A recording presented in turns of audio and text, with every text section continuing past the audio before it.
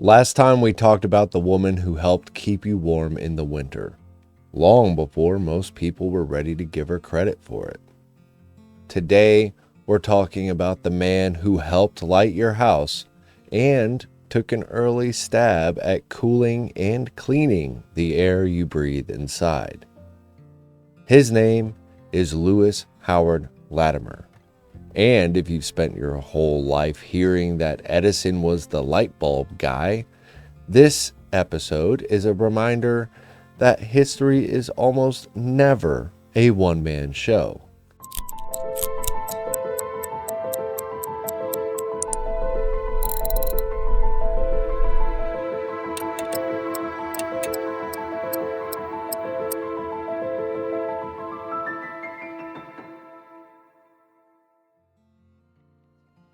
Picture this. You flip a light switch on and your brain automatically thinks Edison. Maybe you even picture the cartoon version. Wild hair, smug grin, single genius standing under a glowing bulb like he just solo invented modern life. We've all been fed that image since we were kids. Like the light bulb over the head is a one-man idea. But here is the truth. The first light bulbs were fragile, expensive, and kind of trash for everyday use. What turned them into something you could put in houses, on streets, and in entire cities was not just one famous inventor, but a whole ecosystem of people doing the unglamorous work to make that idea actually usable. And one of the most important names in that story is a man you probably did not hear once in school. Lewis Howard Latimer. The son of parents who literally escaped slavery, a Navy veteran, a self-taught draftsman and engineer, and the guy who helped Alexander Graham Bell patent the telephone and helped make Edison's style lighting practical. Pretty big list. Latimer did not just watch history happen from the sidelines. He was standing there with a drafting pencil in his hand, turning rough sketches and big ideas into blueprints and physical systems that could be built, tested, and eventually mass-produced. So when people say Edison invented the light bulb, there's a very real sense where that sentence is not just incomplete, it is misleading. Edison did important work, absolutely. But if you remove Lewis Latimer and people like him from that story, the timeline breaks down. The light bulb you are picturing in your kitchen right now only makes sense because somebody figured out how to make the filaments last longer, how to manufacture them at scale, and how to install those systems in real cities with real people flipping actual switches. Today, we are going to talk about the man behind a lot of that work. We're going to walk through how Lewis Latimer went from the child of an enslaved man on the run to a teenager lying about his age to fight in the Civil War, to a patent office kid teaching himself mechanical drawing, to the engineer quietly holding together some of the biggest inventions of the late 1800s and along the way. We are going to talk about why you were not told this story and what it says about who we choose to spotlight when we talk about genius. Lewis Howard Latimer was born in 1848 in Chelsea, Massachusetts, the youngest of 4 children. His parents, George and Rebecca Latimer, had escaped slavery in Virginia years earlier, making it to Boston only to have George arrested as a fugitive. Abolitionists rallied around the case, raised money, and helped purchase his freedom, turning the Latimer family into a small but very real symbol of resistance in the North. That story alone would be enough to hang a whole documentary on. but for Lewis, it was simply the starting line. Growing up black in the mid-1800s, even in a northern state, meant life came with hard limits. Schools were unequal, work options were narrow, and the law could flip on you at any time. When the Supreme Court handed down the Dred Scott decision in 1857, basically saying black people had no rights, the white man was bound to respect. George Latimer disappeared from the picture, likely afraid that even his hard-won freedom could be snatched back. That left Rebecca and the children to hold things together in Massachusetts, with young Lewis watching firsthand how quickly the system could turn on his family. By 16, Lewis decided he was not going to sit still and wait for life to happen to him. In 1864, near the end of the Civil War, he lied about his age, enlisted in the United States Navy, and served aboard the USS Massasoit as a landsman, one of the lowest rating jobs on the ship. It put him inside the machinery of the Union war effort at a time when the entire country was being ripped apart and rebuilt. It also gave him his first taste of discipline, hierarchy, and the idea that technical skill could move you up in the world if you could prove you were worth the risk. After the war, Latimer came back to Boston looking for work in a world that did not exactly have a welcome mat out for young black veterans. He landed a job as an office boy at a patent law firm called Crosby and Gould, sweeping floors and running errands for $3 a week. But what changed his life was not the pay, it was the location. Every day he was surrounded by inventors and draftsmen, people turning abstract ideas into detailed technical drawings. Instead of just accepting that he was stuck at the bottom, Latimer watched, studied, and began teaching himself mechanical drawing on whatever scraps of paper he could get his hands on. With no formal schooling in engineering, he treated that office like his classroom. He studied the tools, learned how to use a straight edge and a compass, and practiced drawing lines until they were clean and precise. Eventually, one of the partners noticed that the quiet kid in the corner was turning in surprisingly solid drawings. They gave him a chance, then a promotion, and before long, Lewis Latimer had worked his way from office boy to head draftsman. That promotion came with a new salary, but more importantly, it came with a new identity. He was no longer just the son of an escaped slave. He was a professional in one of the most technically demanding jobs of the era, right as the age of electricity and telephones was about to explode. Once Latimer had that draftsman title, he was no longer just watching other people's ideas move through the patent system. He was helping shape them. In the 1870s, patent drawings were not just nice illustrations. They were the legal skeleton of an invention, the thing a court would stare at years later to decide who actually came up with what. A sloppy drawing could tank a case. A precise one could be the difference between an inventor owning a technology or getting steamrolled by a rival.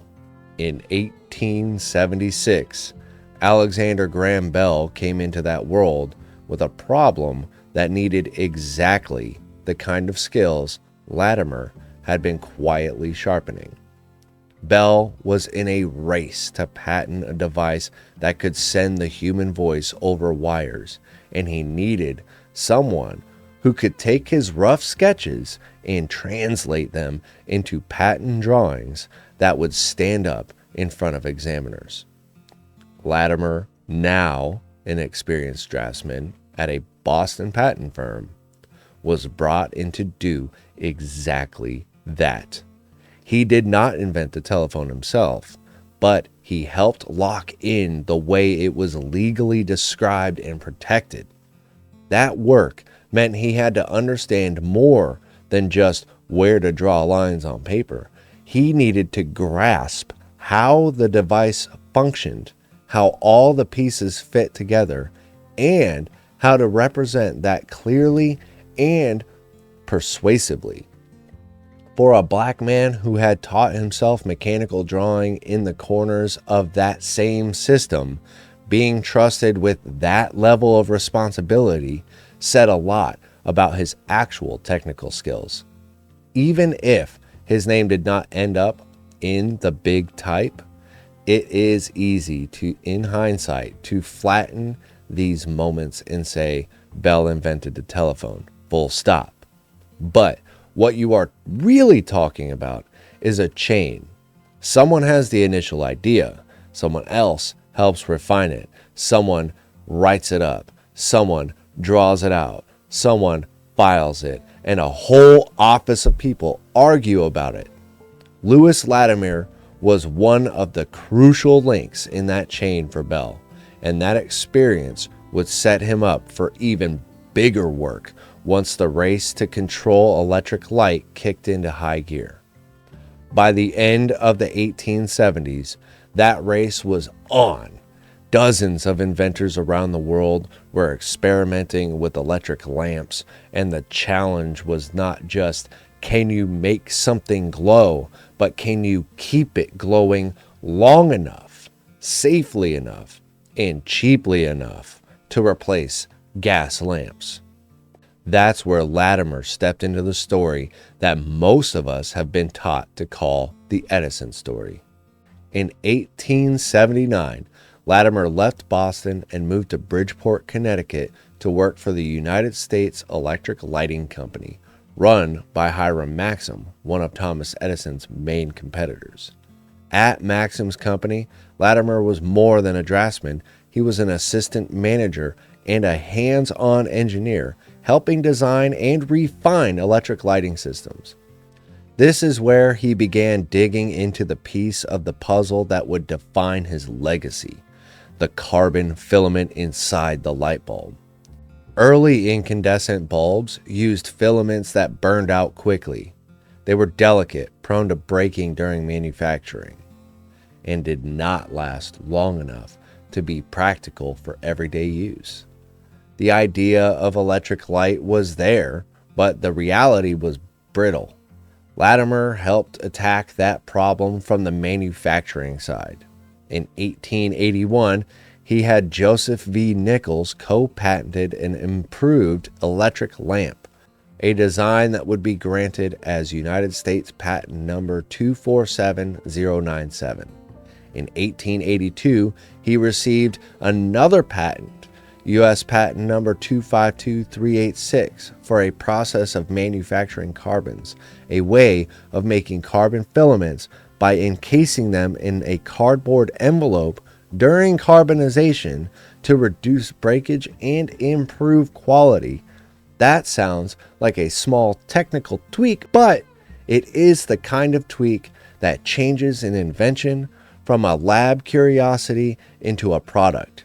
If your filament production line is constantly breaking and wasting material, your bulbs are expensive and inconsistent. If you can make filaments more reliably and with better durability, you can sell bulbs more cheaply and install them in more places. Latimer's work was about making light reliable and scalable, not just impressive in the demonstration. He did all of this while working for a company that was in direct competition with Edison. So even though Edison's name has become synonymous with the light bulb, some of the critical improvements that made electric lighting workable were coming from rival labs where engineers like Latimer were solving the same problems in parallel. In that sense, The Edison invented the light bulb story erases not only lesser-known white inventors but also black inventors whose contributions were filtered through corporate rivalries and patent battles. In 1884, Latimer was invited to join Edison's own operation, the Edison Electric Light Company in New York. There, he served as a draftsman, engineer, and expert witness in patent lawsuits over lighting systems. He helped translate technical data into multiple languages, supervised the installation of lighting systems in cities like New York, Philadelphia, Montreal, and London, and rewrote what is considered one of the first practical guides to electric lighting, a book called Incandescent Electric Lighting. He was not just working on the hardware, he was helping explain and spread the entire system. If you picture the rollout of electric light as a smooth, inevitable march, Latimer's career is a reminder of how messy it really was. Different companies were suing each other, patents were being challenged, and entire cities were being wired up for the first time. In that chaos, Latimer's job was to bring order, clarity, and technical precision. He was in the rooms where the diagrams were drawn, the expert testimony was written, and the arguments were made about who actually owned what kind of light. By the 1890s, Louis Latimer had become more than just a name on patents. He was recognized within the engineering world as an expert on electric lighting and a respected member of Edison's circle. In 1918, he was introduced into the Edison Pioneers, a group of Edison's early collaborators and employees, and he was the only black man in the organization. That alone tells you both how high he had climbed and how few doors were opened to others like him. Outside the lab and courtroom, Latimer lived a full, complicated life. He married Mary Wilson in 1873, and they had 2 daughters. The family eventually settled in Queens, New York, in a modest house in Flushing. From there, he did something that almost never makes it into the mythologized version of the lone genius. He gave back. Latimer taught mechanical drawing and English to immigrants at the Henry Street Settlement in New York City, helped younger black inventors and professionals, and stayed active in veterans groups and his Unitarian church. He wrote poetry, played music, and painted. The man who spent his days thinking about filaments and fixtures was, by all accounts, a genuine Renaissance type, not just a walking patent file. At the same time, he never stopped running into the realities of racism. No matter how skilled he was, he worked in a field dominated by white men at a time when segregation and discrimination were baked into law and culture. His face did not end up on the posters. His name did not get pushed in front of school kids as the symbol of American ingenuity. Even when he stood shoulder to shoulder with famous inventors, he was often treated as the exception, not as proof that black engineers and inventors belonged in those rooms all along. Yet, if you look at his actual work, you see exactly the kind of invisible labor that holds technological revolutions together. He improved the water closet for railroad cars, making long-distance travel cleaner. And that early train design became his very first United States patent, number 147363, back in 1874. He worked on early versions of air conditioning, trying to cool and disinfect air in crowded spaces. In 1886, he filed U.S. patent number 334078, an apparatus for cooling and disinfecting. Basically, an early step toward the cooled, filtered indoor air we treat as background noise now. He designed book supports, coat racks, and lamp fixtures, little pieces of hardware that involved practical problems in daily life.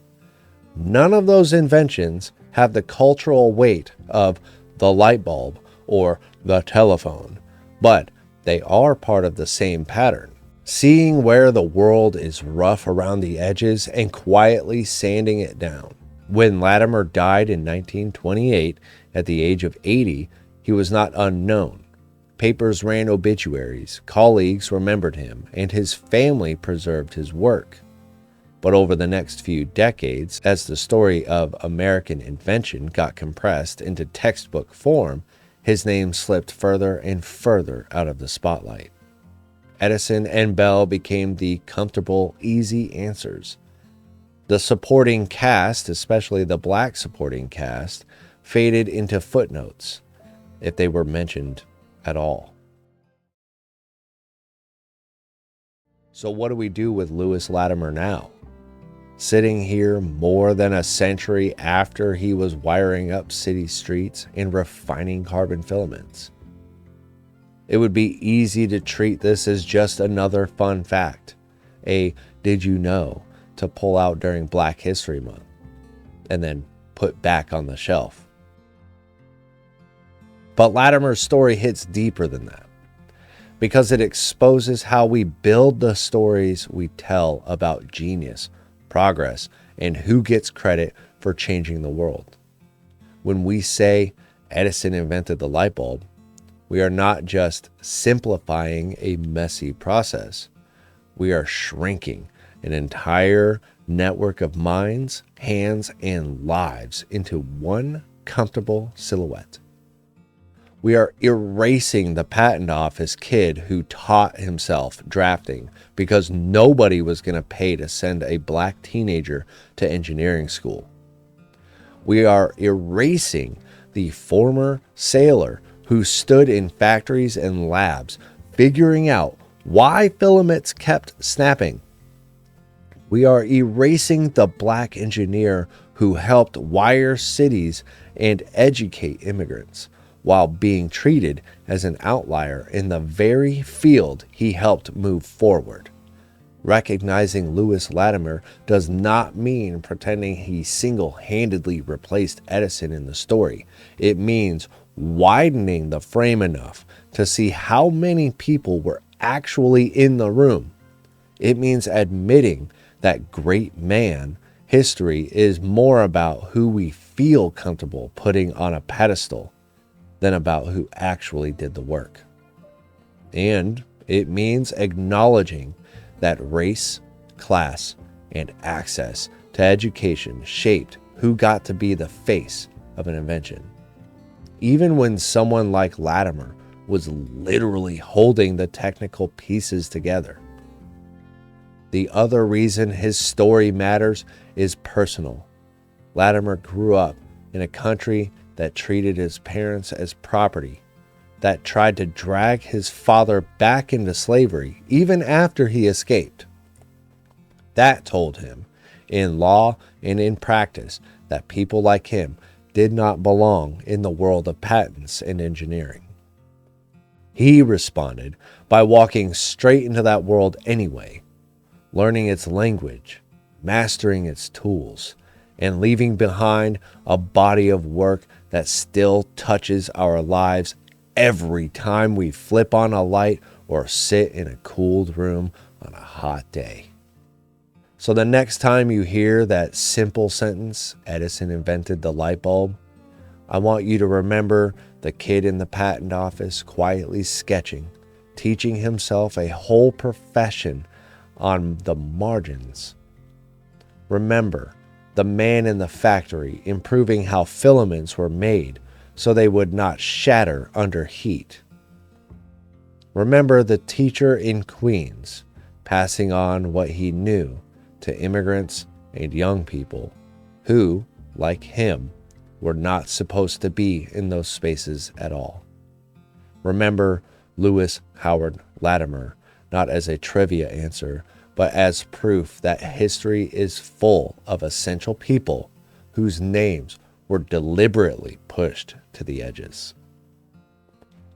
Because when we pull those names back into the light, we are not just fixing the record for the past, we are widening the path for whoever is watching now and thinking, people like me do not become inventors or engineers or the kind of person who changes how the whole world lives. Latimer's life says, actually, we do. We have, and the story is not yet finished.